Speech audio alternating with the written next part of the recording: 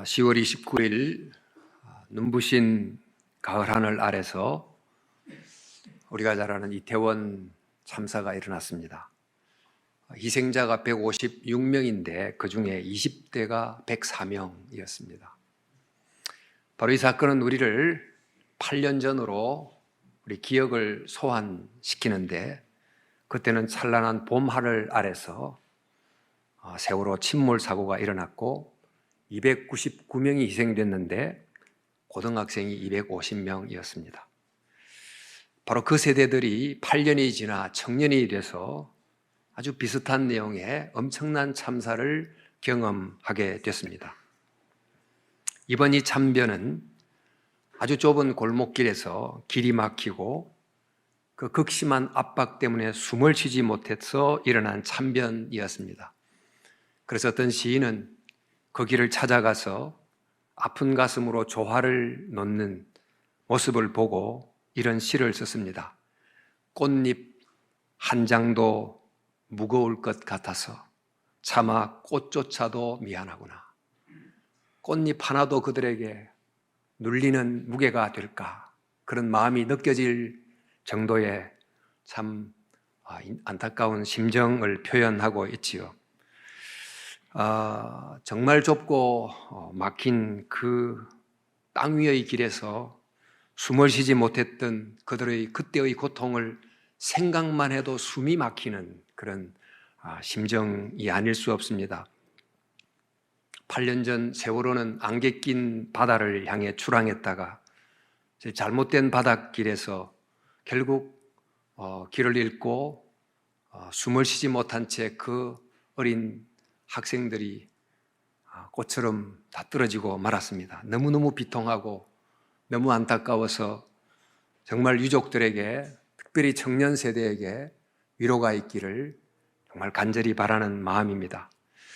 그런데 생각해 보니까 그 힘든 고등학교 시절, 대학을 향한 그 좁고 빽빽한 길을 걸어가다가 공부 때문에 숨이 턱턱 막혀 하다가 한번 숨 한 번 제대로 쉬어보겠다고 제주도로 가던 길에 이렇게 큰 어려움을 당하게 됐고, 우리 시대의 청년들, 청년으로서 뻥 뚫린 길을 좀 힘차게 걸어가고 싶지만 너무너무 청년으로 살아가는 길이 좁고 막히고 힘이 들어서 숨 한 번 제대로 시원하게 쉬어보겠다고 이태원으로 한번 놀러를 간 그곳에서 이런 변을 당하게 됐으니, 참 이런 이들의 상황을 보면서 여러 가지 생각이 듭니다. 그러면서 좁은 이태원 골목길, 이것은 지금 우리 시대의 많은 사람들의 기억 속에 오래오래 트라우마처럼 남게 되겠지만, 이 좁은 골목길은 우리 시대를 살아나가는, 우리 시대의 현실의 상징과 같이 우리에게 남지 않을까 싶습니다. 청년으로서 뚫린 대로를 걷고 싶지만 좁고 막힌 길을 걸어야만 하는, 또 그 좁은 길마저도 서로 통과하려고 수많은 사람들이 북적이면서 숨이 막히며 살아나가는 이런 우리 시대의 현실을 고스란히 보여주는 게 아닌가 싶습니다. 또 이태원은 우리나라 여러 동네 중에서도 여러 나라 사람들이 모이는 곳인데, 그렇기 때문에 서로 통하고 연결돼야 됨에도 불구하고 그곳이 이렇게 좁은 골목길이 됐다고 하는 것은 지금 우리가 보듯이 민족끼리 서로 싸우고 전쟁을 일으키고 또 막히고 하는 이런 우리 시대의 비통한 현실을 보여주는 또 하나의 상징이 되지 않나, 이런 생각을 해봅니다. 길을 따라서 문명이 흐르고 문화가 흐릅니다. 문명은 물질이 흐르는 길, 돈이 흐르는 길이라고 하면, 문화는 마음이 흐르는 길인데, 이제 국제화가 되면서 각국의 문화가 국경을 넘어서 온 세계의 사람들의 마음에 길을 내서 흐르고 있습니다. 한류가 바로 국경을 넘어서 온 세계 사람들의 마음에 길을 닦고 흘러가고 있고, 또 할로윈 행사라는 것도 종교적 색채를 뺀 채로 국경을 넘어서 우리에게도 또 찾아오기도 했습니다.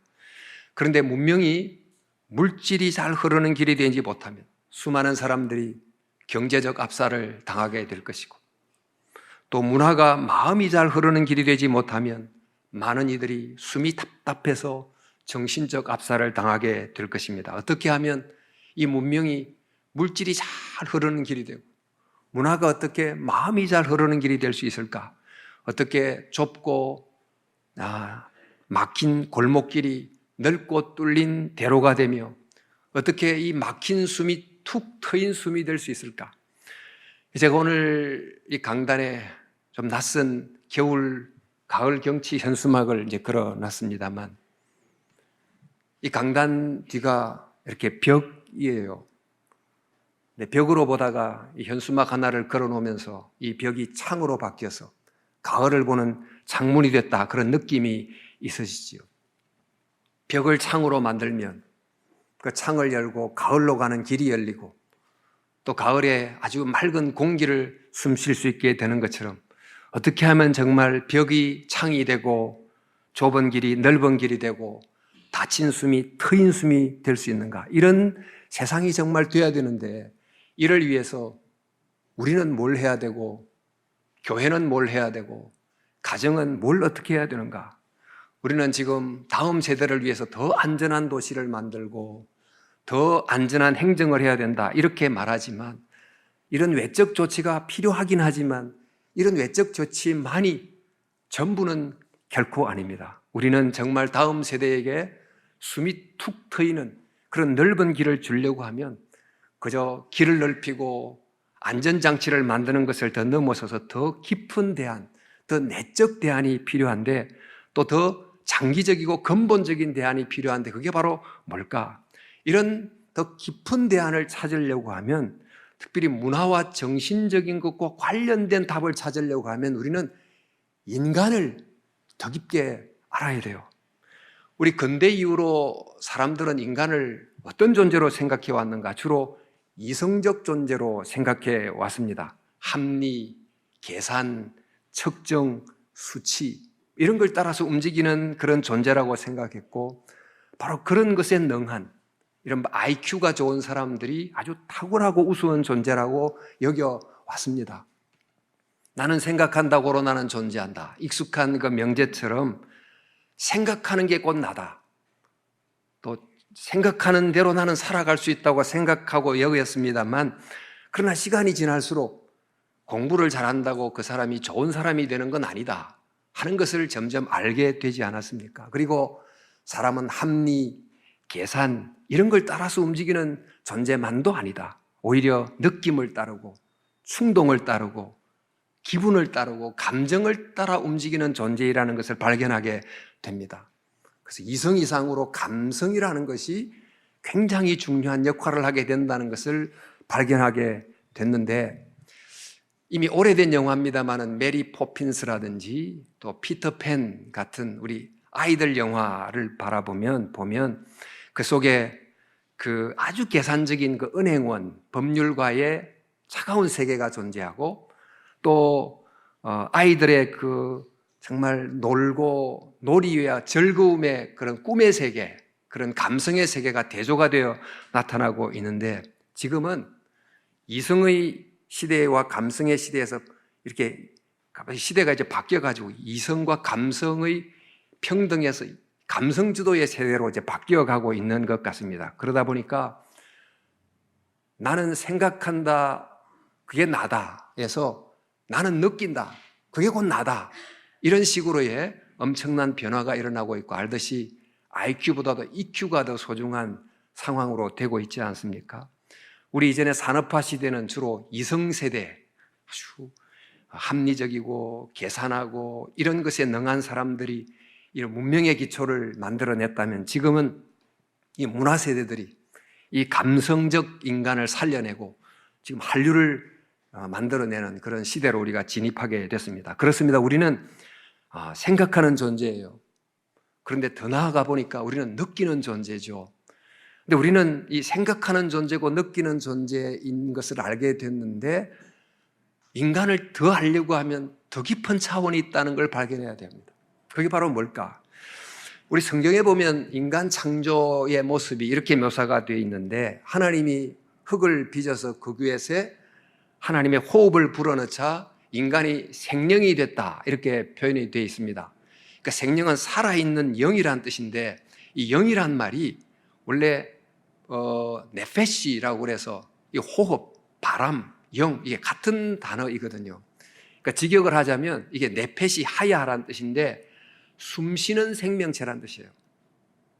하나님이 숨을 불어넣자 숨쉬는 생명체가 됐다 하는 건데, 이 숨을 쉰다는 것이 우리가 그냥 평범할 때는 편안하게 숨을 쉬지만, 그러나 생명체가 갖고 있는 어떤 필요를 채우기 위해서, 때로는 먹을 거를 찾기 위해서, 또 뭐 사냥을 위해서 막 뛰어가고 하다 보면 숨이 툭툭 막히고, 그래서 숨을 쉰다는 것은 내 생명을 위해서 필요한 욕구를 충족하기 위해서 갈망하는 존재라는 뜻이 있어요. 욕망하는 존재, 갈망하는 존재, 이게 바로 인간의 중요한 모습입니다. 그래서 인간은 숨쉬는 존재라는, 이 인간은 네페시 하야는 생각하는 존재, 또 느끼는 존재인데 그보다 더 깊게는 욕구하고 갈망하는 존재라는 뜻이에요. 우리가 정말 이 숨쉬는 생명체로서 우리가 모두 먹는 것, 자는 것, 뭐 이런 등등의 생리적 욕구를 채우기 위해서 때로는 막 숨이 헐떡헐떡하면서 그것을 추구하기도 합니다. 그리고 안전의 욕구를 충족하기 위해서 위험으로부터 막 도망도 치고 안전한 거처를 마련하고 이렇게 하면서 또 숨이 턱턱 막히는 삶을 살아가기도 합니다만, 이제 그렇게 한다 할지라도, 그런 욕구가 충족됐다 할지라도 인간은 이상하게 그 욕구만으로 만족하지 않는 어떤 욕구를 갖고 있다는 거죠. 우리 마실로우의 인간 욕구의 5단계 이론, 너무나 잘 알려진 이론처럼 생리적 욕구, 안전의 욕구가 만족된다 할지라도 인간은 더 높은 단계의 욕구를 누구든지 추구하게 되어 있는데, 그것이 사회적 욕구, 존경의 욕구, 자아 실현의 욕구라는 걸 가지지 않습니까? 그러니까 생각하는 존재로서 인간은 알고 싶어하는 지적 호기심이 있습니다. 근데 느끼는 존재로서 인간은 어떤 정서적 그리움이 있어요. 근데 호기심보다도 그리움이 더 강한 힘이에요.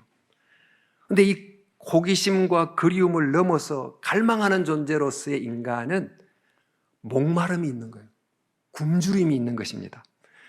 근데 이 굶주림을 가지고 있는데, 그 굶주림을 채우는 그 대상이, 동물은 그냥 먹고 마시고 하면 충족이 되는데 인간은 그 목마름 굶주림을 단순히 물질적으로 먹여주고 마시게 하는 것으로 충족이 안 된다는 것입니다. 계속 더 이상의 니즈를 가져요. 우리가 뭐를 먹는데 그냥 배부른 거로 만족하지 않습니다. 더 맛있는 것으로 배불러야 되고, 이왕이면 빛깔도 좋게 전시된 것으로 먹어야 배불러. 그러니까 계속 더 상향된 니즈를 가지고 있죠. 옷도 그냥 막 따뜻하고 실용적인 게 아니고 더 멋있어야 되고, 내 얼굴이 더 정말 부각이 돼야 되는 그런 옷을 계속 니즈를 가지고 추구하지 않습니까? 하여튼 이 더 높은 무언가를 향한 니즈를 갖는데, 그 니즈가 채워지기 전까지는 목마름이 해결되지 않는, 그 높은 니즈가 충족되기 전까지는 이 배고픔이 해결되지 않는 그런 존재로 인간이 살아간다는 겁니다. 왜 그럴까? 이게 인간에 대해서 뭘 말해주는 걸까? 유명한 어거스틴이 이런 말을 하지 않았습니까? 당신은 우리를 당신을 향하여 살도록 창조하셨으므로 우리의 마음이 당신 안에서 안식할 때까지는 평안하지 않습니다. 왜 우리가 이런가? 그 이유는 우리는 그저 물질 정도를 향하도록, 그것이면 만족하는 존재로 창조되지 않았기 때문이라는 거예요. 우리는 하나님을 향하여 살도록 창조된 존재이기 때문에, 마치 해바라기는 본능적으로 해를 향하게 돼 있고 나무의 뿌리는 본능적으로 땅 속에 있는 물을 향하게 되어 있듯이, 인간은 본능적으로 궁극적 사랑의 대상, 궁극적 갈망의 대상인 하나님을 향하도록 창조됐기 때문이라는 거예요. 그래서 정말 내가 진짜 사랑하는 사람이 있다면 그 사람을 만나기 전까지는 여전히 그리움이 해결되지 않는 것처럼, 하나님의 호흡이 들어간 이 인간 네페시 하야, 이 인간은 하나님을 갈망하는 존재로 창조됐기 때문에 어떤 것을 채워도 하나님이 아니면 그 깊은 니즈가 충족이 안 된다는 거예요. 그래서 인간은 그저 낮은 물질 정도로, 뭐 제품 정도로 이런 것으로 만족되는 그런 정도의 창조물로 빚어진 게 아니고 가장 높은 대상인 하나님을 만나야만 만족될 수 있는 굉장히 높은 차원의 존재로 만들어졌다는 것입니다. 그래서 인간이 지금 이런 문화적 욕구를 갖고 있다는 것 자체가 바로 인간이 좀 다르다는 걸 이야기해줘요. 뭔가 문화, 더 높은 음악, 더 높은 미술, 더 높은 예술 이런 걸 끊임없이 추구한다는 자체는 인간 속에 어떤 뭔가를 향한 깊은 갈망이 있다는 것을 우리에게 알려주지 않습니까? 이처럼 인간은 생각하는 존재고 또 느끼는 존재고 또 갈망하는 존재인데 이 사람의 이 생각과 이 느낌과 이 갈망이 인간 속에 많은 번뇌도 만들고 또 혼란도 만들고 그러다 보니까 불교 경우는 이 생각하는 것 자체를 느끼고 갈망하고 욕구하는 것 자체를 이렇게 자꾸 다루고 때로는 그것을 좀 억제하고 이런 방식으로 인간의 문제를 풀려고 합니다. 그런데 이게 굉장히 힘들어요.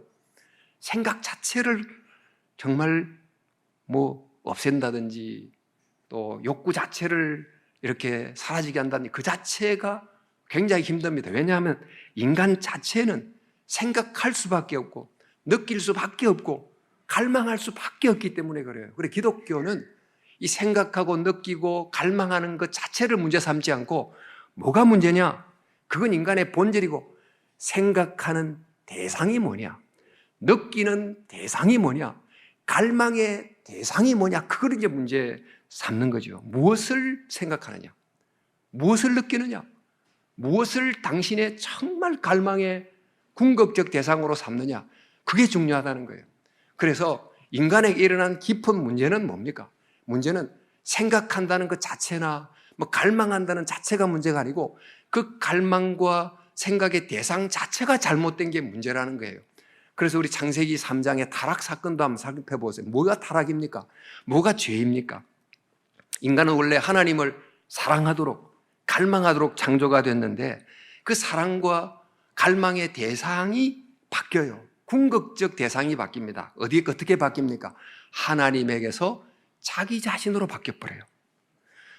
우리 인간이 자기를 사랑하지 않을 수 없습니다. 우리는 다 자기를 사랑하고 살지만 자기만 사랑하는 것이 궁극적 목표가 되는 것은 다른 문제예요.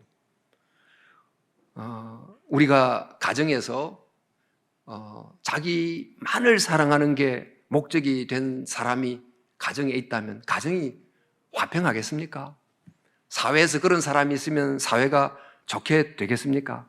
바로 이 지점이 문제의 본질이에요. 모든 생각, 느낌, 갈망의 중심이 오직 자기를 향하게 되는 것, 이걸 이른바 죄라고 하는 것입니다. 대상이 바뀐 거예요. 영어에 보면 S-I-N, 그 죄라는 뜻인데 그 단어의 I가 딱 중앙에 있는 것처럼 자기 자신을 정중심에 두는, 그러니까 이른바 이기적 자기 중심성, 이걸 이른바 성경이 죄라고 합니다. 성경에 또한 탐심은 우상숭배다 이런 말씀도 있습니다만 우리가 갈망하고 욕구하는 자체가 문제가 아닌데 나의 어떤 이 갈망을 채우기 위해서 잘못된 것을 탐하는 게 문제입니다. 근데 잘못된 것을 탐하면 남의 것을 막 탐합니다. 누구를 위해서? 자기를 숭배하기 위해서 탐하는 거잖아요. 자기를 채우기 위해서. 이른바 우상숭배란 게 결국 자아숭배예요. 자, 이게 이제 죄의 본질을 두는 것입니다. 자, 그래서 이렇게 하게 되는데 문제는 우리 가장 깊은 어떤 갈망인 어떤 무엇을 깊이 사랑하고 갈망하면 사람의 마음이 그쪽으로 움직이게 되어 있어요. 우리 생각도 그리 움직이고 감정도 그쪽으로 움직입니다. 예를 들어 우리가 어떤 연예인을 두고 아이돌처럼 굉장히 갈망하는 마음이 생기면 그를 옹호하는 쪽으로 생각이 자꾸 갑니다. 객관적으로 잘 보이지 않아요. 무조건 좋게 보여요. 좋게 느껴져요. 어떤 정치가가 있다고 합시다. 나쁘게 보기 시작하면 계속 나쁜 쪽으로 또 좋은 쪽으로 보여요. 그러니까 객관적으로 잘 보이지 않습니다. 결국 우리는 합리적으로 생각하고 객관적으로 생각하는 것 같지만 사실 우리의 생각을 조종하고 우리의 느낌을 움직이는 더 깊은 무언가가 작동하고 있는데 그것이 바로 우리의 깊은 갈망의 대상이 우리의 생각과 느낌의 방향을 왔다 갔다 하게 한다는 겁니다.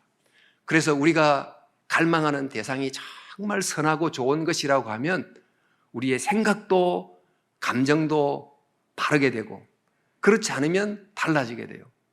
그래서 마음이 어떨 때는 오라가는 길을, 올라가는 길을, 어떤 때는 내려가는 길을 걷게 되는데, 우리 어거스틴이 또 고백록에서 이런 이야기를 했어요. 우리는 무언가를 갈망하고 사랑한다. 그런데 우리의 방향을 만들고 움직이는 그 사랑은 중력과 같아. 무게가 기울어지는 방향으로 우리를 이끌어간다. 사람이 물질적인 것에 몰두하고 있다면 그 사랑은 우리를 열등한 것으로 내려끄는 무게다. 하지만 우리의 사랑이 새롭게 하시는 성령의 불로 활력을 얻을 때 우리의 무게는 위를 향한다. 무슨 말입니까? 우리가 원래 하나님을 궁극적 대상으로 사랑하기로 창조가 됐는데, 그거를 향하면 우리는 점점 마음의 길이 위를 향해 자꾸 올라가는데, 그 반대가 되면 우리의 마음의 길이 자꾸 아래로 향한다, 이런 뜻이지요. 근데 이렇게 이제 사랑하는 대상을 따라서 생각도 느낌도 움직이는데, 이렇게 이것이 반복되다 보면 마음에 길이 생기기 시작해요. 그러니까 자동적으로 그렇게 생각하고 자동적으로 그렇게 느끼게 되는 이 마음속에 생각의 길이 만들어지고 감정의 길이 만들어집니다. 그때부터는 별로 의식도 하지 않고 습관적으로 그렇게 하게 되는데, 우리 심리학자들도 그럽니다. 하루 중에 우리가 의식을 가지고 깊이 생각하고 판단하고 결정하는 것은 대부분 5% 정도밖에 안 되고, 그 나머지 대부분은 그냥 이미 만들어진 생각의 길을 따라서 자동적으로 생각하고, 이미 만들어진 감정의 길을 따라서 자동적으로 그렇게 반응을 하게 된다는 것입니다. 이것을 개인적으로 말하면 제2의 천성이라고 하는 습관이죠. 일종의 말의 습관이 있고 생각의 습관이 있고 감정의 습관이 있는데, 이 습관이 좋은 사람은 이 습관이 자기를 지키잖아요. 자기를 더 정말 고상하게 만드는데, 그게 잘못되면 계속해서 그 사람을 다운그레이딩 시키지 않겠습니까? 그런데 이것을 조금 더 크게 보면, 사회적으로 보면 이런 마음의 길이 문화입니다. 문화. 이 문화라는 것은 수많은 사람들의 마음속에 길을 만드는 것입니다. 그런데 그 길을 따라서 많은 사람들이 같이 생각하고 같이 느끼고 그러는데, 좋은 문화는 수많은 사람들로 하여금 그 길을 걸어가면서 계속 사람들을 업그레이드 시키고, 나쁜 문화는 그 많은 사람들이 그 길을 자꾸 걸어가고 느끼게 함으로 점점 다운그레이드가 되게 되는 것입니다. 그래서 우리는 이런 문화인데, 이 문화가 책상에서 이 책을 통해 배우는 게 아니고 감각을 통해서 그냥 자연스럽게 몸으로 습득하면서 그것을 배워가기 때문에 이 문화가 굉장히 좋기도 하고 위험하기도 한 양날의 검인 거지요. 근데 이 문화 속에는, 모든 문화 속에는 사람들로 하여금 어떤 문화적 욕구를 충족시켜주는 어떤 무언가를 우리로 하여금 지향하게 하다 보니까, 모든 문화는 어떤 궁극적 갈망의 대상을 바라보게 한다. 그런 점에서 이것을 세속적 예전이라고 불러요. 세상 속의 예배라고 말하는 것입니다. 우리 대중문화도 그렇고 정치 문화도 그렇고 소비 문화도 학자의 분석에 따르면 일종의 예배다, 이렇게 보는데, 우리도 우리 속에 이제 니즈가 있는데, 그 니즈를 채워줄 수많은 상품을 구매하기 위해서 막 계속 소비자로서 상품을 서칭하고, 그러다가 이제 구매하고, 그러다가 나의 니즈를 이렇게 충족을 시키는데, 이 충족시키는 만족 기간이 별로 길지를 않아요. 이 자꾸 짧아져 가지고, 핸드폰을 작년 봄에 바꿨는데 또 바꿔야 되나, 이렇게 또 니즈가 새로 생겨나고, 이렇게 이제 살아가는 거지요. 그런데 이렇게 하면서 우리는 정말 궁극적 니즈는 하나님만이 채워줄 수 있는데, 하나님을 찾지 않고 계속해서 대체적인 어떤 무엇으로, 사람으로, 물건으로 자꾸 채워가면서 만족하지 못하니까 하나님을 향해 가야 되는데 또 다른 상대적인 물건을 찾고, 이러면서 하나님과 자꾸 멀어지는 그런 위험을 갖고 있다. 이게 이제 소비 문화의 세속적 예전 이렇게 표현하기도 합니다. 자, 어쨌든 인간에 대한 성경의 통찰은 인간은 생각하는 존재, 더 나아가서 느끼는 존재, 그리고 이제 갈망하는 존재인데 정말 무엇을 우리가 갈망하느냐를 보라는 거예요. 그러니까 우리 시대에 정말 우리가 진짜 갈망해야 될 대상을 바르게 찾는 것에서부터 근본적인 문제가 풀려나간다는 것을 성경이 가르쳐주고 있습니다. 그래서 오늘 본문에 이런 말씀이 나옵니다.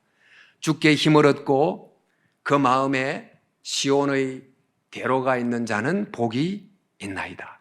그들이 눈물골짜기로 지나갈 때에 그곳에 많은 샘이 있을 것이며 이른 비가 복을 채워주나이다. 그들은 힘을 얻고 더 나아가 시온에서 하나님 앞에 각기 나타나리다.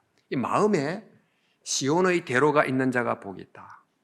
이 시온은 하나님이 계신 곳을 상징하는 거죠. 그러니까 마음에 이미 길이 나 있어요.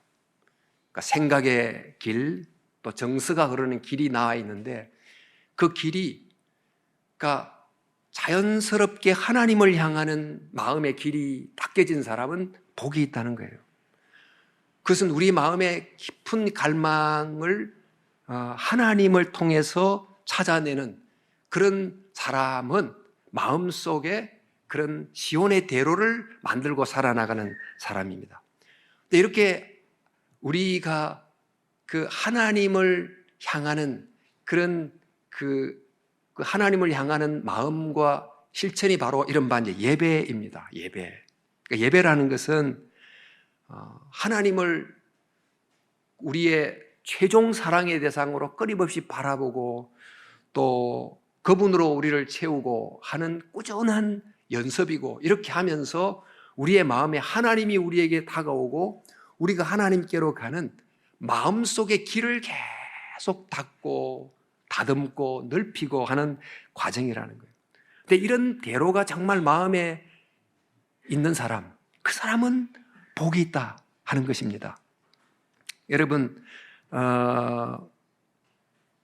우리는 무엇을 생각하느냐를 그게 나라고 생각했다가 무엇을 느끼느냐 그게 또 나라고 생각했는데 더 깊이 가보니까 내가 정말 무엇을 진짜 갈망하느냐, 무엇을 사랑하느냐, 그게 곧 나다 하는 것이 진짜 내 모습을 발견하는 것입니다. 사실 진정한 사랑의 대상이 잘못됐기 때문에 진짜 나를 잃어버리고 생각하는 것도 느끼는 것도 병이 든 존재로 우리가 살아가고 있기 때문에 지금 우리 시대에 진짜 대안은 외적으로는 더 안전한 도시를 만들고 더 체계적인 행정을 하고 이런 그래서 더 넓은 길을 막 닦아주고 이런 외적인 조치도 필요하지만 정말 더 필요한 것은 마음의 길을 만들어주는 거예요. 마음의 대로를 만들어주는데 어떤 길?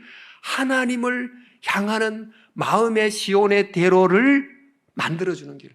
그래서 인간의 깊은 니즈는 정말 하나님으로부터 충족받을 수 있다는 것을 알려주는 그런 게 필요하다는 거예요. 이게 바로 교회가 해야 될 일이고 이게 바로 예배를 통해서 우리가 깨닫게 되는 것입니다. 이처럼 하나님을 향한 시온의 대로가 마음에 있는 사람은 인생의 눈물골짜기를 지나갈 때도 그 길에서 샘이 터진다. 즉 그럴 때도 정말 하나님으로부터 위로를 받고 믿음으로 생각하고 감정으로 낙심하지 않고 살아나가면서 그는 정말 계속 올라가는 길을 걸어가게 된다 하는 것입니다. 여러분, 이태원의 좁은 골목길, 닫힌 길, 막힌 숨, 이런 세상을 우리가 지금 살아가고 있는데 이것은 우리에게 그냥 주어진 겁니까? 우리가 그동안 만들어 온 것입니까? 우리가 지상에 길은 쭉쭉 뚫리는 길을 만들고 있지만 우리 사람들의 마음속에는 뚫리는 길이 만들어지고 있습니까? 아니면 점점 좁은 길, 답답한 길을 이렇게 만들어가고 있습니까? 인간 속에 있는 여러 갈증들을 채워주는 다양한 문화들이 있지만 또 그 문화가 만든 마음의 길을 따라서 사람들이 이리도 가고 저리도 가고 그러지만 정말 우리를 톡 트인 숨을 쉬게 해주는 길로 우리를 인도해 주는 것입니까? 기독교가 이 세상에 존재하면서 우리는 세상으로부터 우리를 구원하는 구원을 전파하는 게 아니고 사실 이 세상 속에 있는 문화를 바꾸고 또 선도하는 그런 역할을 해야 됩니다. 즉 사람 속에 있는 진짜 깊은 갈망을 무엇으로 충족시켜 주느냐?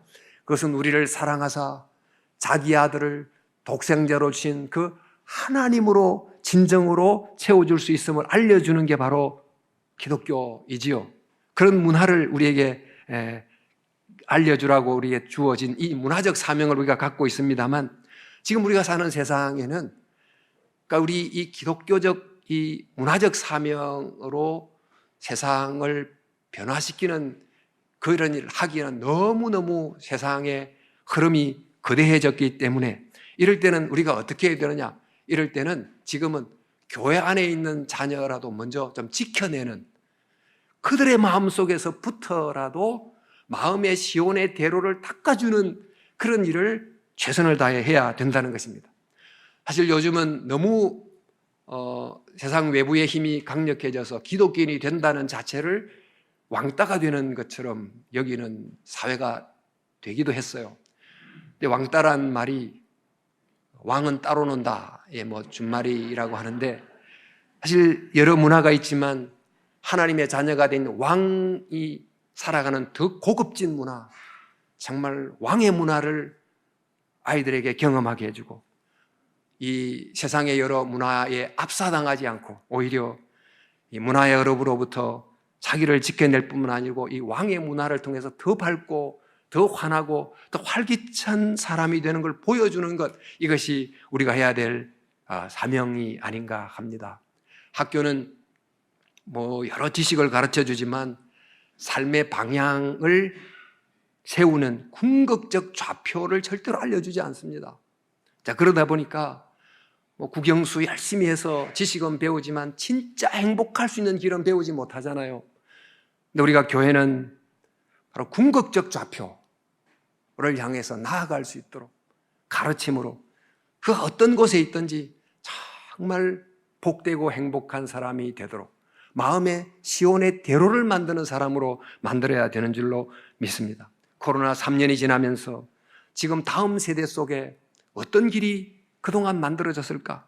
또 우리 속에는 코로나 3년 동에서 어떤 새로운 마음의 길이 만들어졌는가? 어쩌면 편리함을 따르는 문화의 길이 점점 넓어져가지고 예전보다 더 편리함을 따라서 예배도 생각하고 교회도 생각하는 방식의 습관의 길이 형성되지는 않았는지 모르겠습니다. 사랑하는 성도 여러분, 그래서 우리가 이 일을 위해서 다음 세대에게 마음의 대로를 만드는 이 교회 교육을 정말 강화해야 되겠다. 내년에는 그래서 이 일을 위해서 좀 헌신할 교사들을 좀 찾고 있습니다. 여러분들이 마음에 감동이 있으신 분들은 유아부부터 사랑부, 또 뭐 유년부, 유치부, 초등부, 중등부, 고등부 헌신해 주시기를 바랍니다. 그래서 그들에게 정말 예배해야 될 그분을 알려주고 그 예배를 통해서 그 하나님을 통해서 정말 깊은 니즈가 충족된다는 것을 경험시킴으로 조금씩 그 아이들의 마음속에 마음의 길을 닦아줘야지 되지 않겠습니까? 또 그리고 교회가 또 이런 일을 하나 계획하고 있는데 뭐 제가 지금 생각하고 있는 것 중에 하나입니다만은 우리가 모든 내용을 가르칠 때 학생들은 별로 관심이 없는 것을 선생님이 주제를 정해가지고 쫙 주입하면 아이들이 잘 듣지 않잖아요. 그래서 학생들이 궁금해하는 질문들을 찾아내가지고 그 질문들을 체계적으로 정리해서 그 질문에게 답하는 방식으로 아이들을 가르치면 그 교육이 훨씬 더 능동적 참여가 될 거다. 그래서 100가지 질문에 100가지 답을 체계적으로 좀 정리해서 그 질문에 답을 해가면서 자연스럽게 기독교 신학이 뭔지를 깨닫게 하는 이런 백문백답 프로젝트를 좀 해보려고 합니다. 그렇게 함으로 그들의 생각의 대로를 만들어서 이 생각을 따라가다 보니 하나님을 향하도록 이렇게 만들어야 된다고 믿습니다. 오늘도 여기다 보니까 마땅히 행할 길을 아이에게 가르치라. 그리하면 늙어도 그것을 떠나지 아니하리라.